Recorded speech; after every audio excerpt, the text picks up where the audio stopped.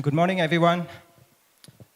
So for years, I have been asking one question. Is the smart contract code secure? And I think we have been asking the wrong question. The more important question we should ask first is, who can replace the smart contract code tomorrow? So my name is Duc from Themis Lab, and today I'm going to show you what I discovered when I tried to measure the answers to this question across 1,200 DeFi protocols ranked by total value locked. So let's start with this year. Since the beginning of this year, something has changed. So here we have kept down Humanity protocols and Wasabi protocol. And these protocols are different, so they have entirely different behaviors. But they share one underlying problem. So the major DeFi protocols hacks this year were not caused by solidity bugs. What caused them? The people who control these smart contracts were hacked. So with these three protocols, we already have lost more than 300 million in exploits. And this leaves me with one question. If attackers have moved away from attacking smart contracts, attacking solidity bugs, why are we still measuring code quality? And that is the motivation behind our work. So security audit is very useful. They are extremely valuable. I myself is a security auditor, so I do audit for a living. And security audit provides the answer to the question of whether the smart contract behaves as expected. So you got a list of findings with different security problems.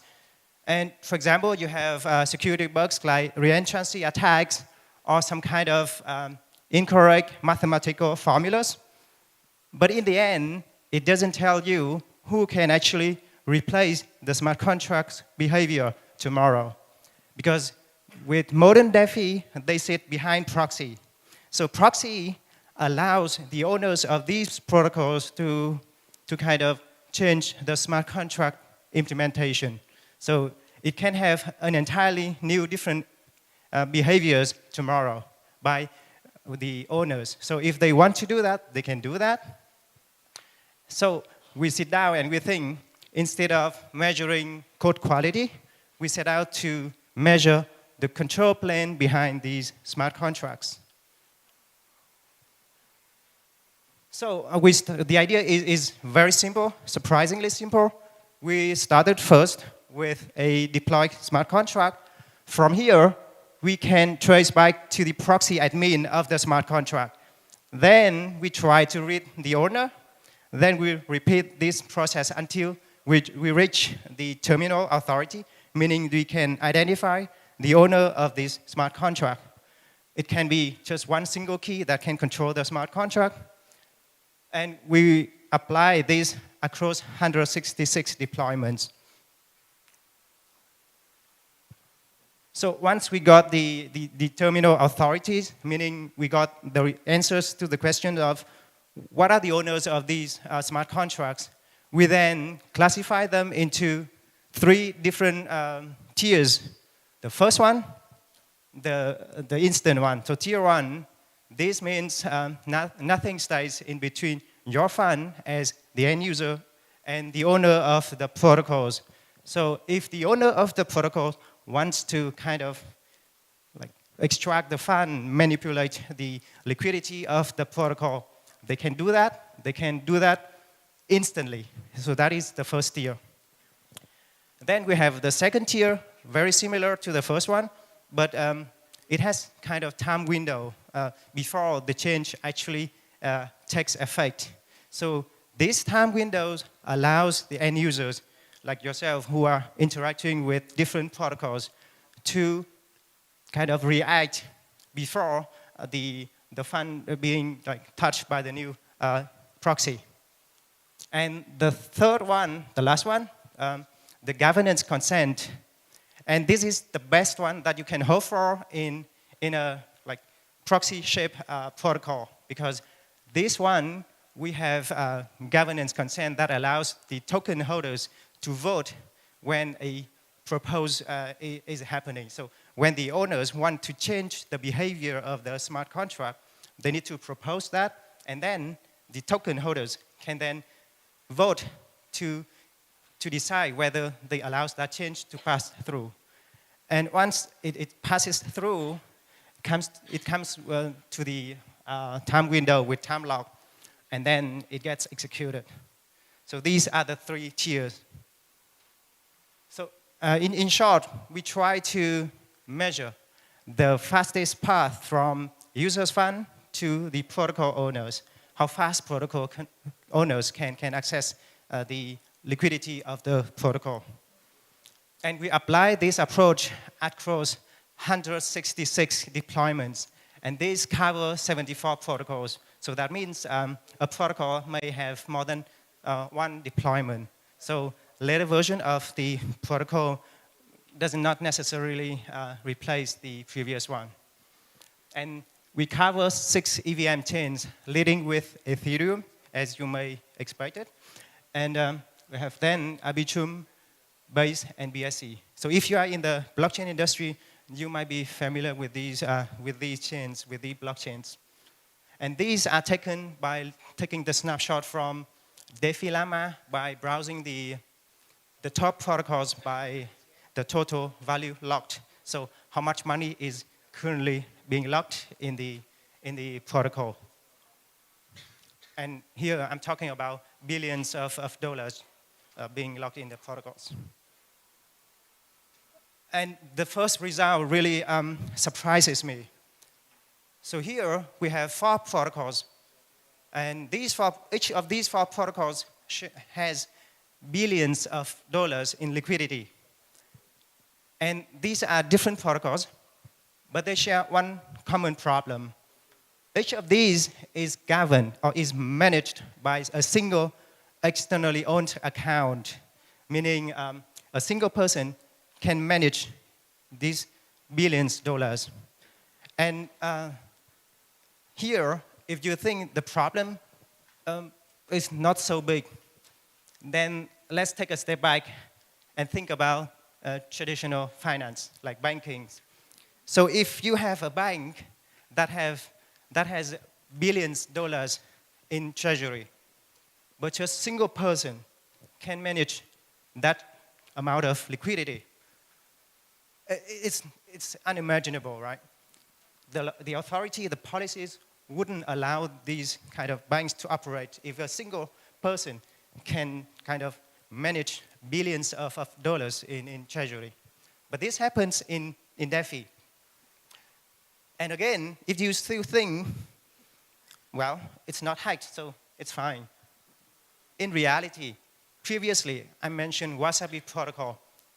It has been hacked in April 30, and it resulted in a 5.9 million loss. What are the commonality between these? So we have 4 protocols, and the 5th one, which is Wasabi, it has been hacked. And these 5 protocols share one underlying problem. Every single of them has one admin, one single key, one private key that can govern, that can manage the treasury. And one of them has been hacked. So these 4, not yet. Then it comes with, when it comes to the first result, an uncomfortable truth showed up. Our automation was wrong about 27% of the time.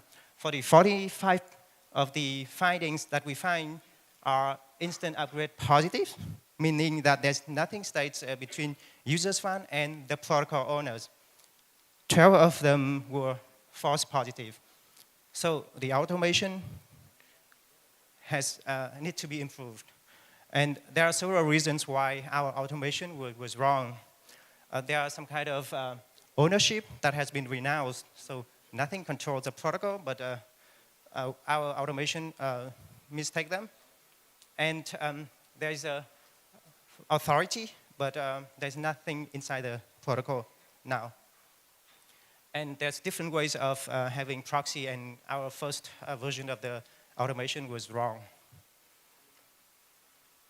So let's take a look at an example of what we define and what we consider as trustless. In this example, we have a protocol that we try to look for different attributes that represents trustless, like the owner function, different standard access control, pause, or freezing code. And for this example, we found no instance of a standard control surface. So it has frozen logic, and we had concluded that it is trustless until we look further and we find an instance of GMX. This is a very popular protocol. And it has none of these standard access control, but it has one custom admin function that governs the protocol. So that brings us to a rule that when our automation fails, we would mark the protocol as unresolved. So we don't guess, because a guess is a failure. It's never a guess. It's never a tier. Then we decided to go with 3 passes approach. With the first pass, we have an automated approach that try to look for standard access control surface. Then we go to the second pass where we use an AI assistant to look for different attributes of control. Then human will verify. And the third part is we look for kind of different control that is not represented in the proxy changes. So the code might be immutable, but still there are different control functions. So they do not need to change the smart contract behavior, but they can still manage users' fund.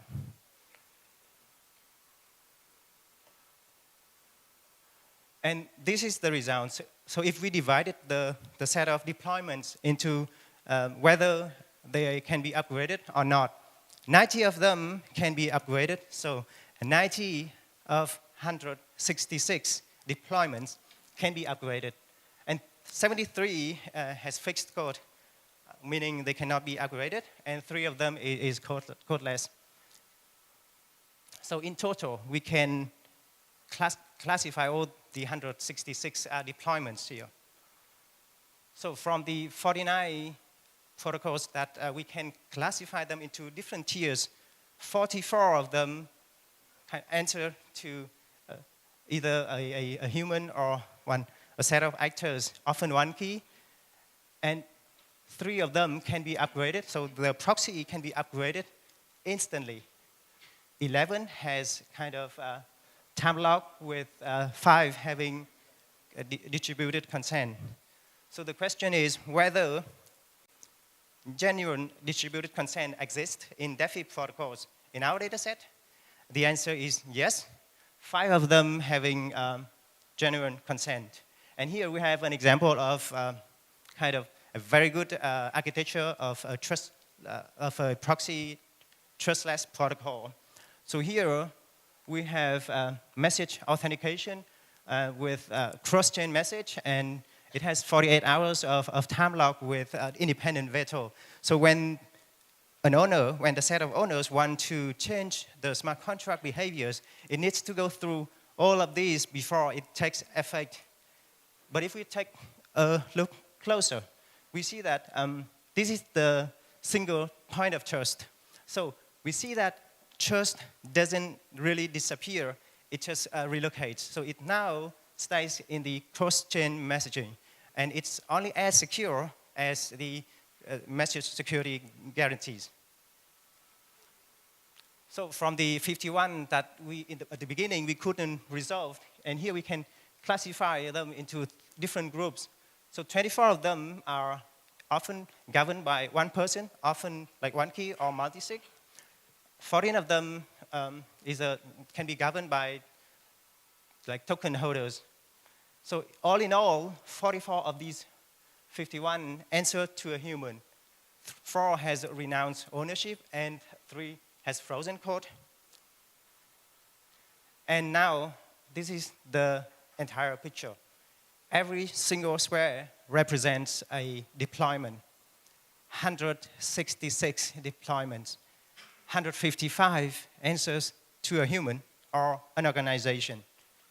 And only 7 of them are immutable.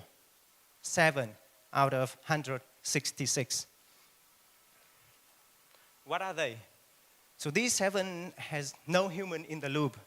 They have frozen code, they have verified source, 0 privilege, like authority, 0 privilege functions.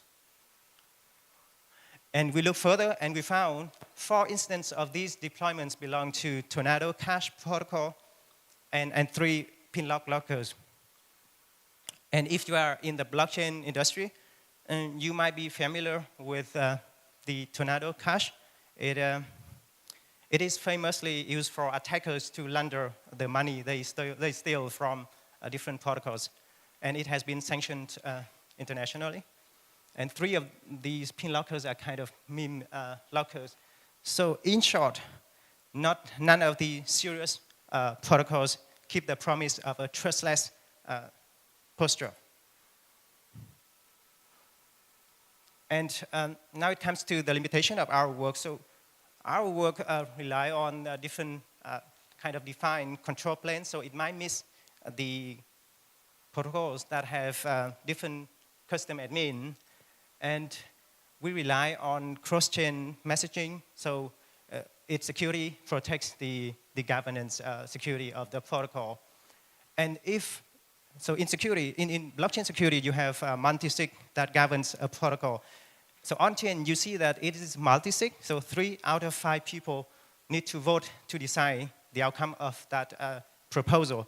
But in reality, maybe these 3 belong to the same person. So in the end, it's a like central trust. And we took this snapshot 1 month ago, and things may have changed now, maybe for the better, maybe for the worse. We don't know. And all these limitations remain for open research. So let me step back and look at where I started. So for years, I've been trying to answer the question of whether the smart contract is secure. And I think the better question and more important question to ask first is, who can replace the smart contract's behaviors tomorrow? Out of 166 deployments that we measure, 155 answer to a human or an organization. 7 do not. And with that, I would like to thank you for your attention, and I'm happy to take questions. If you are interested in exploring different protocols risk, like if you have a protocol and you want to see what are the risk posture of this protocol, you can visit our website and perform a scan. Thank you.